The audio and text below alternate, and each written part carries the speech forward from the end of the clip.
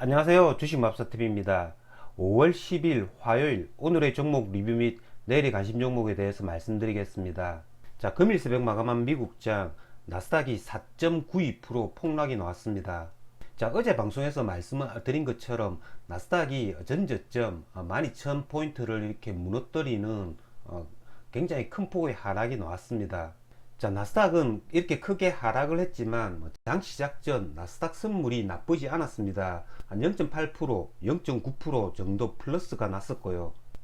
자, 그로 말미암아서 종가상 아시아 증시 대부분 미국 나스닥이 이렇게 크게 하락한 것만큼은 하락하지 않았습니다.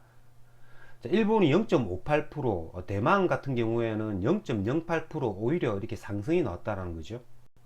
자, 우리나라 코스피 역시 시초가는 2590포인트로 시작을 했습니다. 하지만 장중에 9시 21분 2550포인트까지 이렇게 하락을 했습니다. 제가 어제 영상에서 2550포인트를 기준으로 삼아 가지고 거기서는 저점 매수 가능하다라고 제가 말씀을 드린 바가 있습니다. 그대로 적중을 한 거죠. 9시 20분에 저점을 찍고 이렇게 반등을 해 가지고 자, 종가는 아랫꼬리가 달린 양봉을 만들었습니다. 0.55% 하락 마감했고요. 코스닥 역시 코스피와 굉장히 유사한 모습의 차트를 만들고 이렇게 장이 끝났습니다. 자, 이렇게 오늘처럼 이렇게 저점 매수를 해가지고 이렇게 기술적 반등을 노리는 그런 매매는 한 달에 한 번 정도는 이렇게 옵니다. 지난 1월 말에 한 번 왔었고요. 그 다음에 3월 중순에 한 번 왔었죠. 오늘장 지금 나스닥 선물이 이렇게 반등을 하고 있으니까요. 미국장이 이렇게 기술적 반등을 해준다면 거의 한 달에 한 번씩은 이런 장이 옵니다. 직장을 가지시고 이렇게 주식 단타를 치시는 분은 이런 한 달에 한 번씩 오는 이런 저점 매수 전략을 세워 가지고 이런 애들이 기술적 반등을 해줄 때 이렇게 수익 실현하는 전략, 그런 전략이 요즘 장에는 굉장히 좋은 것 같습니다. 저 같은 경우에는 어제 방송에서 설명을 드렸던 종목 위주로 거래를 해서 수익을 거둘 수 있었습니다. 자, 그러면 종목 하나하나 보시면서 말씀을 드리겠습니다. 자, 첫 번째 종목은 사료주입니다. 자, 사료주 같은 경우에 어제 시간의 가격에서 굉장히 좋았죠. 대주산업이 장 마감 후 시간의 상한가를 간 바가 있습니다.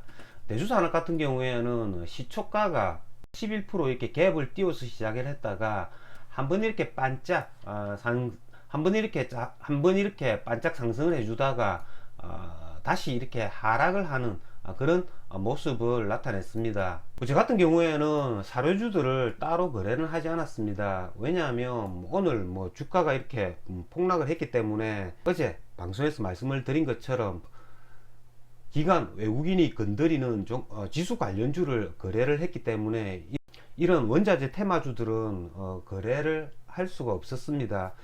어쨌든 얘네들이 긴 음봉을 만들었고요. 이제 봐야 할 게 고려산업, 한탑 이런 애들이 투자 경고 해제가 되는 시점에서 과연 한 번 또 이렇게 반등을 해줄 수 있는가의 문제겠죠. 그러니까 내일 모레 목요일 날 이렇게 투자 경고 종목에서 해제가 됩니다.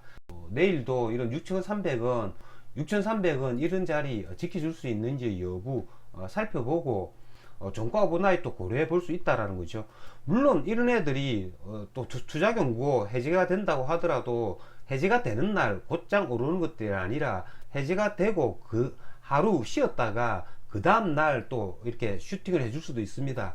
그러니까 내일부터 목요일, 금요일 사흘간은 이 고려산업 투자 경고 해제를 노리고 이렇게 한번 슈팅을 해주는지 계속 이렇게 관찰을 해봐야 된다는 거죠.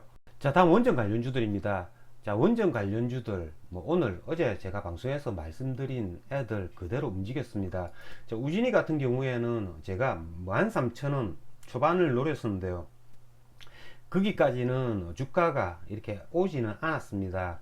한신기계 제가 어제 방송에서 12,000원대 초반 말씀을 드린 바가 있습니다.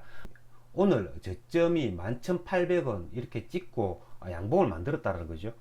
자, 요즘 이렇게 테마주들의 추세가 어떤 테마에서 어떤 한 종목만 이렇게 굉장히 크게 많이 오르는 경향이 많습니다. 그래 놓고 이런 것들이 뭐 돌아가면서 한 번씩 이렇게 슈팅을 해 주는데요. 자, 오늘은 원전 관련주들 중에 이 서전기전이 제법 많이 상승을 했죠. 서전기전 같은 경우에도 뭐 장중 한때 18%까지 이렇게 상승을 해 줬다는 거죠. 하지만 뭐 서전기전 같은 경우에는 이 신고가 상태가 아니기 때문에 뭐 거래를 하기란 굉장히 까다롭고요. 지금 현재 원전 관련주들 중에서는 우진이 그리고 한신기계 이 두 종목만 이렇게 압축해서 계속 이렇게 거래를 해야 될 것 같습니다. 우진이 같은 경우에 여전히 이런 13,000원대 초반 이런 자리 저점으로 단타는 가능하다라고 생각이 들고요. 한신기계 같은 경우에도 오늘 이렇게 기술적 반등을 나타내면서 이렇게 양봉을 만들어 주었기 때문에 얘네들이 다시 한 번 더 이 슬금슬금 이렇게 상승을 해가지고 신고가 돌파에 대한 그런 기대가 나올 수 있는지, 아니면 여기에서 반등해 주지 못하고 이렇게 21선을 붕괴하는지 여부는 뭐 알 수는 없습니다만은 상황에 따라서 거래를 할 수가 있다라는 겁니다. 어쨌든 원전 관련주들 뭐 계속 이렇게 관심을 가져야 할 것 같고요. 자, 다음 PCB 관련주인데요. 자, PCB 관련주들 뭐 제가 어제 영상에서 말씀을 드린 바가 있습니다. 뭐 오늘 2550포인트 지점에 오면 PCB 관련주 뭐 대덕전자 그리고 해승DS 그리고 심택 뭐 이 세 종목 위주로 매수를 하면 좋은 성과가 있을 거라고 제가 말씀을 드린 바가 있는데요. 오늘 완전히 적중을 했습니다. 뭐 저 같은 경우에는 오늘 뭐 해승DS를 매수를 했습니다. 61,000원대 이 자리에서 매수를 했고요. 얘네들을 계속 이렇게 끌고 갔습니다. 뭐 종가 오버나잇도 하면 좋겠구나 라고 생각을 해서 계속 끌고 가다가 66,000원 이 자리 이 자리에서 전량 매도를 했습니다.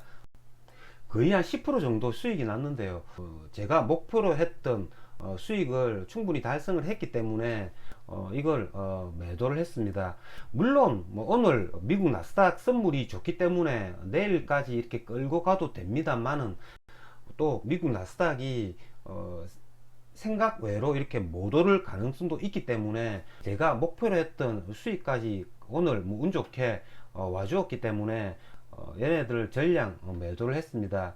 자, 오늘 뭐 대덕전자 그리고 해성DS 그리고 뭐 심택 세 종목 다 저점 대비 10% 정도 이렇게 상승을 했습니다. 세 종목 다 이렇게 기간 매수세가 들어왔다라는 거죠. 어쨌든 이렇게 뭐 실적이 좋은 주식들이 종합주가지수 하락과 함께 이렇게 하락을 할 때는 매수를 하면 제일 먼저 이렇게 얘네들이 반응을 합니다. 오늘 매수를 하신 분들은 이걸 뭐 계속 끌고 갈 수도 있지만 대덕전자 같은 경우에는 32,000원 이런 전고점 부분 이런 전고점 부분을 과연 얘네가 다시 한번 이렇게 뚫어줄 수 있는지 여부 확인을 하고 매도를 하셔도 됩니다. 어쨌든 저점에서 이렇게 매수를 한다라는 건 굉장히 유리한 위치에 섰다라는 거죠. 우리나라 코스피 지수가 2650포인트 이 자리까지 기술적 반등을 기다렸다가 뭐 이런 애들을 매도하는 전략, 그런 전략을 쓰셔도 괜찮을 것 같습니다. PCB 관련주들에서 오늘 뭐 운 좋게도 이렇게 적중을 해가지고 큰 수익 거둘 수 있었습니다. 자, 다음은 2차전지 소재주들인데요. 2차전지 소재주들도 마찬가지죠. 뭐 PCB 관련주들보다는 폭은 나오지 않았지만 LNF 같은 경우에는 저점 대비하면 한 4% 정도 상승을 했고요. 에코프로 BM도 마찬가지죠. 오늘 PCB 관련주들보다는 이렇게 크게 상승을 못 해줬기 때문에 내일 나스닥이 지금 나스닥 선물 상승분 뭐 그 이상으로 이렇게 상승을 해준다면 이런 애들은 또 이렇게 기술적 반등 해주지 않을까라는 생각이 듭니다. 어쨌든 뭐 오늘 같은 장은 뭐 한 달에 한 번씩 이렇게 올까 말까 한 그런 장이었습니다. 구독자 여러분들께서도 오늘 뭐 수익 거두셨으리라 생각을 하면서 오늘 방송 마치겠습니다.